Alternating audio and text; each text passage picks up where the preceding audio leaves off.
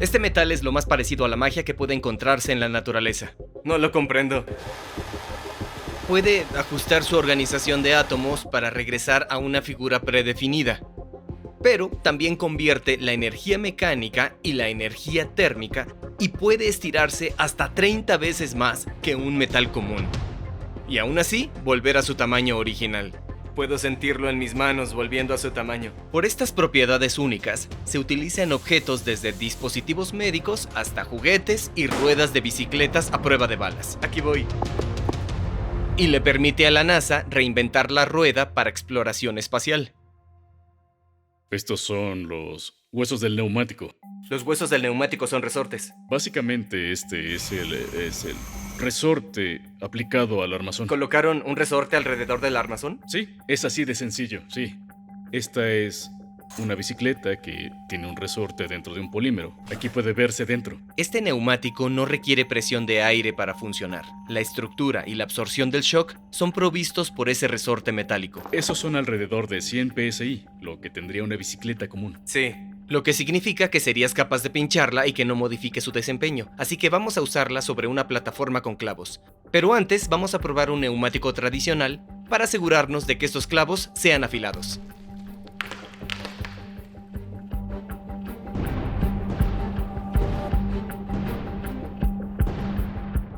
Otro agujero, otra rueda pinchada.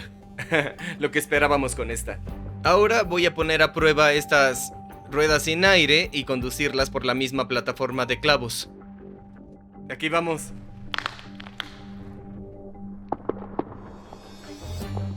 Oí muchas pinchaduras. Debo haber pasado por varios clavos. No siento ninguna diferencia.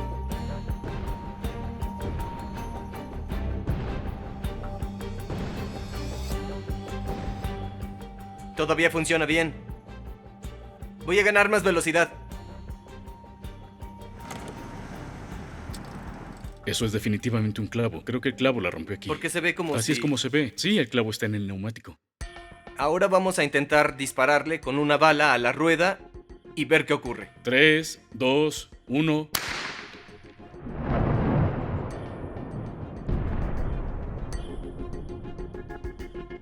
Ahí está, ahí está. ¡Wow! ¡Mira eso! Wow. Es un disparo limpio y directo. Sí, apenas se puede ver la marca en la rueda. Se ve así cuando golpea... ¿El metal? Sí, así es. Sí, así es como se siente. Puedes ver que se partieron partes de la bala antes de llegar al cartón. ¿Cómo está la bicicleta? Sí, no tiene problemas. Bicicleta a prueba de balas.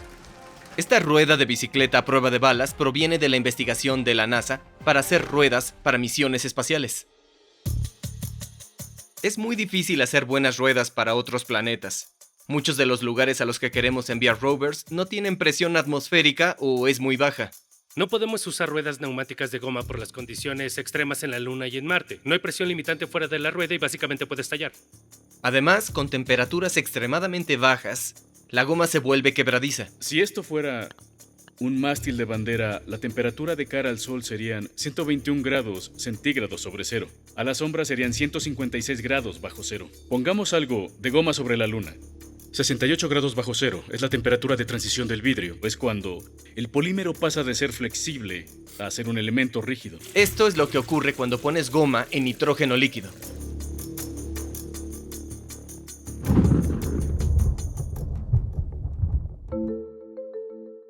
Por eso no puedes enviar goma a la luna. Por esto casi todas las ruedas usadas para explorar otros planetas son hechas de metales duros. Este es un repuesto del Curiosity Rover. Está hecha de aluminio, una sola pieza que es procesada a máquina para no soldarla, ni atornillarla, ni nada de eso. Potencialmente puede ser un punto problemático. Pero al ser tan caro lanzar materia al espacio, las ruedas tienen que ser lo más livianas posibles. Es algo liviana, pero igualmente pesa. Para llegar a esas limitaciones de masa, hicieron la piel de un grosor de 0.7 milímetros. Más delgada que una tarjeta. Sí, estos miembros estructurales de aquí, que también llamamos bandas, están para darle fuerza a la rueda, pero también para agarrarse a los obstáculos del suelo y que pueda tomar la tierra. El problema es que como esta goma es tan grande y pesada y el terreno es tan agresivo y complejo, en verdad detectan picos de carga mucho más altos, focalizados en áreas entre las bandas que lo que habían predicho. Esta es la condición real de las ruedas en Marte ahora mismo. Como puedes ver, Hay agujeros y grietas grandes en lugares donde había piel. La rueda continúa operando, no se ha inmovilizado. El rover va a poder completar su misión, pero sí afecta a dónde puede dirigirse y lo eficiente que va a ser. Cuando aplicas una fuerza sobre un material se le conoce como estrés. Y lo que realmente estás haciendo es tirar de todos los átomos del objeto. Como resultado, los espacios entre ellos cambian un poco y el material se deforma. Por ejemplo, si tiras de un objeto, se va a volver algo más largo. Y el cambio en longitud por unidad es llamado esfuerzo. En la mayoría de los materiales bajo poco estrés, el esfuerzo es directamente proporcional al estrés aplicado. Más lo estresas, más se estira. Y el material es elástico. Si remueves el estrés, el objeto regresa a su tamaño original. No se movieron los átomos y no se rompieron ni se formaron nuevos enlaces. Tan solo fueron flexionados al aplicar el estrés. Pero si el estrés aplicado excede la fuerza en la que cede ese material, el esfuerzo es tan grande que los átomos no pueden mantener sus posiciones relativas entre sí. Defectos llamados dislocaciones de eje pueden moverse por el material. Los átomos están en verdad reorganizándose a sí mismos, por lo que la deformación no es reversible, es una deformación plástica. El objeto no va a volver a su forma original cuando se remueva el estrés. Si se aplica suficiente estrés, el material puede fracturarse completamente. En el peor de los escenarios, esto resulta en agujeros como los de las ruedas del Mars Rover, que reducen su desempeño y hasta pueden poner en riesgo la misión. Los metales comunes pueden tolerar un esfuerzo de tan solo alrededor de 0.3 o 0.8% con elasticidad. Por encima de eso, atraviesan una deformación plástica, por lo que no regresan a su forma original. Al final, hasta pueden fracturarse. Ahí está. Bien, Ahí lo retorciste. lo retorcí y lo estiré. Por eso todos los componentes de un vehículo espacial son diseñados para estirarse más de ese 0.3 a 0.8%. Pero esa es una limitación significativa. Hay un tipo de rueda diferente que la NASA probó en el espacio, que son las que tiene el vehículo explorador lunar Apolo o LRB. Esa estructura particular que construyeron es algo que llamamos pantografía. Se trata de un conjunto de cables que fueron tejidos por arriba, por abajo, por arriba. ¿Y esta superficie de aquí es para que no se quiebre y esté fortalecida? Mayormente es para asegurar que la rueda no se hunde en la tierra. Hicieron estudios con estas tiras de aquí para ver cuánta cobertura necesitaban y hallaron que alrededor del 50% era suficiente para mantener la rueda recorriendo la superficie y que aún mantenga su flexibilidad. Las ruedas del vehículo de exploración lunar funcionaron bien en los viajes de corta distancia que se hicieron en la Luna. Lo más lejos que este vehículo recorrió fueron 36 kilómetros. Pero aún así, estas ruedas necesitaban ser diseñadas para minimizar la deformación plástica del material de acero. Entonces pusieron esta estructura interna aquí dentro, la llamamos freno de golpes. Cuando golpea un obstáculo, esto se deforma y cuando golpea la estructura se frena la deformación para mantenerlo por debajo del límite proporcional que induciría la plasticidad. Esta rueda fue lo suficientemente buena para las misiones cortas del Apolo, pero para viajes más largos un freno de golpes no sería suficiente para prevenir la deformación plástica que se va acumulando con el tiempo. Las ruedas de mezcla de metal fueron probadas en la Tierra, pero su desempeño se degrada a lo largo del tiempo. Esta es la rueda de resortes de acero para Marte que hicimos y usamos en el mismo conjunto de pruebas. No hay fracturas, pero se ve deformación permanente aquí. Lo que necesitamos es un material que sea fuerte y durable como el acero, pero que pueda resistir mucho más esfuerzo sin deformarse permanentemente. Y aquí es donde este material aparece. En 1961, el Laboratorio de Artillería Naval estaba experimentando con diferentes aleaciones que involucraban el níquel y el titanio. Una muestra sobre la que habían trabajado repetidamente, calentándolo y enfriándolo, fue enseñada a uno de los directores técnicos asociados que casualmente fumaba pipa. Él decidió ver qué ocurría con la muestra si se le aplicaba algo de calor de su encendedor, y al hacerlo, halló que el material cambió de forma. Esto sorprendió a todos y llevó a más investigaciones sobre el material, que pasó a llamarse nitinol, porque sus componentes eran níquel y titanio, y por el Laboratorio de Artillería Naval donde fue descubierto. ¿Por qué el nitinol cambió de forma? En verdad es porque esa aleación puede tolerar un cambio de fase en estado sólido. En el nitinol recalentado, los átomos se ordenan en un entramado cúbico. Esta fase se conoce como austenita, pero al enfriarse, los átomos pasan a formar algo conocido como martensita gemela. Es un orden de simetría más baja y desordenada para los átomos. Y en esta fase puedes aplicar estrés al material y deformarlo. Pero a diferencia de un metal común, esta deformación no causa que los enlaces entre los átomos se quiebren ni dislocaciones de eje que se muevan por el material. En este caso, la estructura del cristal está cambiando una vez más, a una forma de martensita no gemela. Y ahora, al calentarlo nuevamente, el material vuelve a pasar de martensita a austenita. Lo que significa que todos los átomos vuelven a su ubicación original y el material entonces vuelve a su forma original. Básicamente, podemos hacer que esta forma sea la forma primaria que el metal recuerde. La llamamos memoria de forma. Puedo estirar esto de esta forma. Si la enfriara, podría estirarla todavía más. Pero al momento de calentarla nuevamente, va a recordar su forma primaria de memoria. Por eso el nitinol se considera una aleación con memoria de forma. La forma se establece a una temperatura alta cuando el material está en su fase austenita.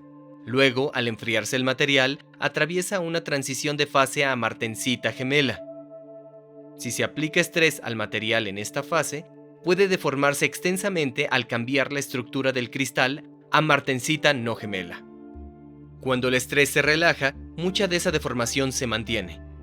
Pero, al calentar la muestra, los átomos regresan a su fase austenita, que hace que el material vuelva a su forma original. Casi ni se sumerge en el agua. No, es así de rápido. Es tan rápido como puedes conducir el calor o quitarle el calor. ¡Wow! Esto es genial. Esta es la propiedad del nitinol que conoce la mayoría de la gente, y esto lo hace muy útil para muchas aplicaciones. Esto es un stent. Se enfrían levemente hasta que llegan a martensita y luego se encogen o alargan. Puede verse que se vuelve muy delgado. Y luego lo ponen en un catéter. Y ese catéter atraviesa el cuerpo hasta el lugar donde quieren colocar el stent. Luego de colocarlo, rebota hacia atrás, aumentando el diámetro y abriendo la arteria. El nitinol es perfecto para esta tarea. Las aleaciones con memoria de forma pueden generar fuerzas significativas al calentarse, lo que significa que también pueden ser usadas como propulsores.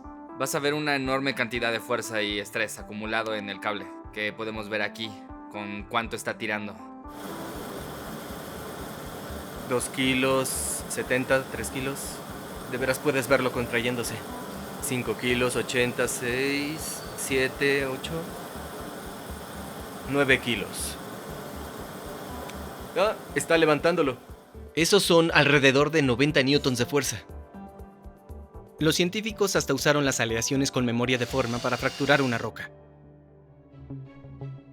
Las aleaciones con memoria de forma están siendo investigadas por sus usos en la aviación. Ya hice un video sobre generadores de vórtices, que son estas aletas que salen hacia arriba en las alas de los aviones para manejar el aire en turbulencias.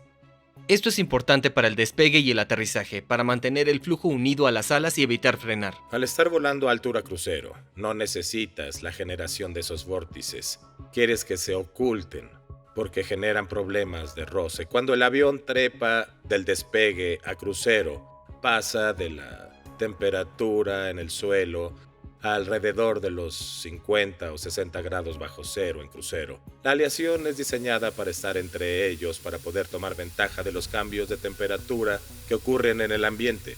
Al enfriar esto sin control, sin operador, autónomamente se queda plano. La temperatura en la cual el material se transforma de austenita a martensita puede afinarse para ser cualquiera entre los 150 grados bajo cero y los 350 grados Celsius.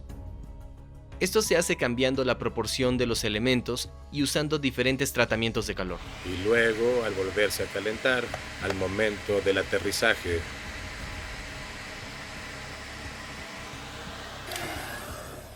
vuelve a desplegarse. Este principio fue extendido para operar los flaps principales de los aviones. Allí, el calentamiento y el enfriamiento no es pasivo, sino que es controlado por un elemento de calentamiento. Hicimos demostraciones en los que tuvimos aviones 737 sin impulsores hidráulicos en la caja de las alas. Todo lo que había eran mecanismos de funcionamiento conducidos por 2 tubos de nitinol, y condujimos esos brazos aéreos y elementos de los flaps en la caja de las alas de un vuelo de un 737 a 60 grados aleteando abajo y 30 arriba, tan solo calentando y enfriando los tubos de nitinol. Reemplazamos todo lo hidráulico. El efecto de memoria de forma es lo principal que la gente conoce sobre los materiales como el nitinol. pero tienen otra propiedad única que los hace ideales para construir ruedas duraderas. Ahora tómalo y forma una espiral, enróscalo en tu mano un par de veces así, y luego tira así del cable y siente ese esfuerzo de 6 a 8% en el trozo de metal. Ah, es muy extraño. Eso es 6 a 8% de esfuerzo que no ocurre con otros metales, ¿entiendes? Lo que es extraño de esto es que se siente algo crujiente. Se siente así porque está sintiendo toda la reorientación. Ah, es tan extraño. Es genial, ¿no es así? Sí, muy genial.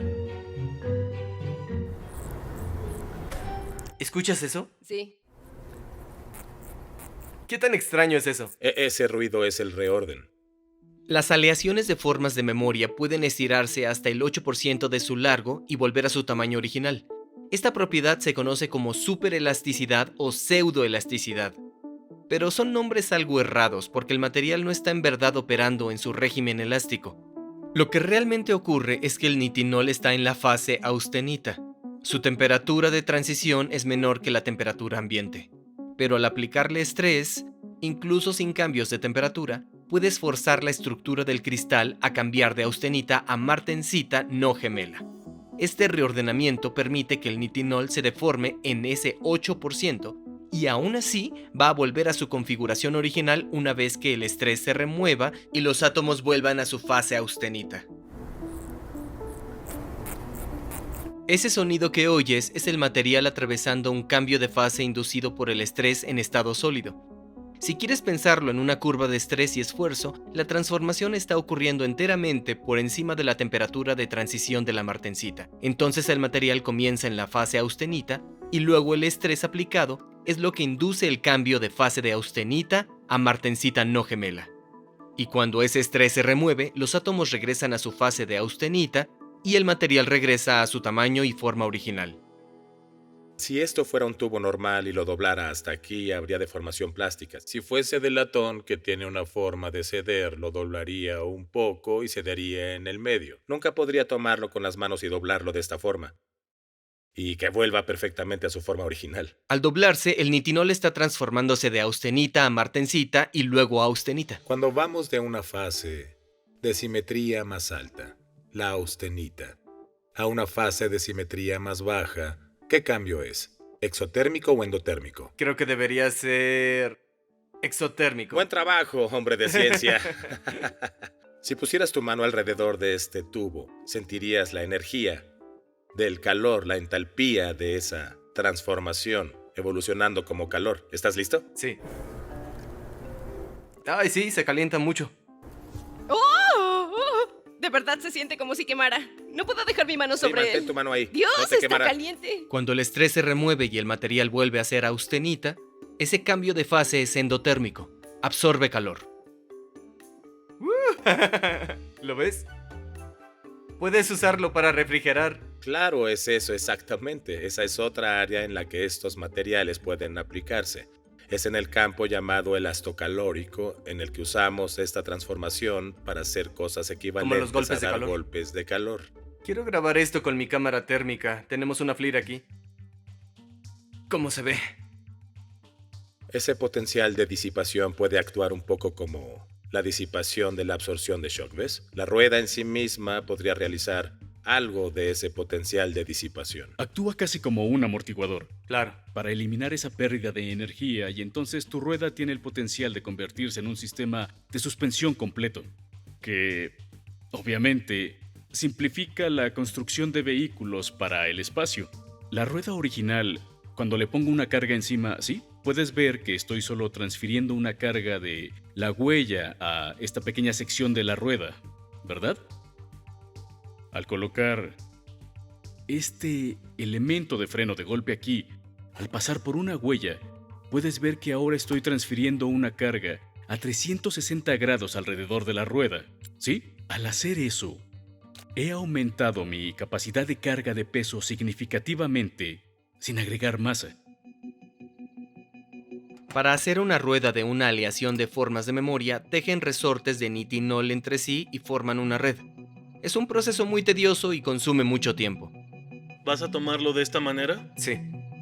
¿Vas a tomar las dos puntas? No. Y yo lo tomo aquí. Claro que no. ¿Yo lo tomo? Sí. y vas a atornillarlo. Ay, no es cierto. ¿Estás bromeando? ¿Es esto lo que haces todos los días? 684 veces. ¿684 veces? Por Por rueda. ¿Pero estas ruedas funcionan en los rovers de la Luna y de Marte? Bueno, probaron las ruedas extensivamente en un carrusel rotativo de diferentes tipos de terrenos, desde arena a rocas pequeñas y rocas grandes. La plataforma de tolerancia de terreno básicamente cuenta con un carrusel circular que se conduce independientemente. La rueda también es conducida independientemente para poder crear las condiciones de una fuerza de deslizamiento y podemos conducirlo sin deslizamientos.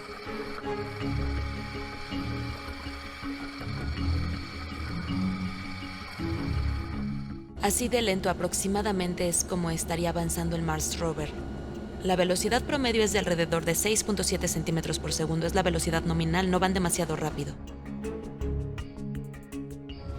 Bien, voy a ir a caminar en una superficie simulación de la Luna. Se ve como una playa. Se siente como una playa. Este lado simula la superficie de la Luna y este lado simula la superficie de Marte. Es una arena en la que te hundes. La rueda está rodando, una roca. ¿Debo empujarla hacia adelante o se supone que pase por encima? Yo diría que pasar por encima, pon todo el peso de tu cuerpo sobre ella. Esto es básicamente todo mi peso sobre ella. La aleación con memoria deforme es lo suficientemente fuerte como para soportar el peso de un vehículo o de un vehículo y su tripulación. Pero también es increíblemente flexible. Puede deformarse hasta un 8% sin tener daños permanentes. Y eso es lo que se necesita en las misiones espaciales largas. Esa es una buena cantidad de deformación, ¿no? Es una gran cantidad de deformación. Y aún no supera el 8%. Es muy blanda. Estoy volviendo al coche después de la playa. Difícil para un rover, ¿verdad? Pero estas ruedas no van a ser solo para el espacio. También investigan sus aplicaciones terrestres. En la mayoría de los aviones, las ruedas de esos aviones tienen que estar presurizadas a una presurización muy alta, 300 o 400 psi. No los 30 o 60 psi convencionales que tendrías en un coche o un camión. Tenemos problemas en los que con esa enorme presurización pueden explotar.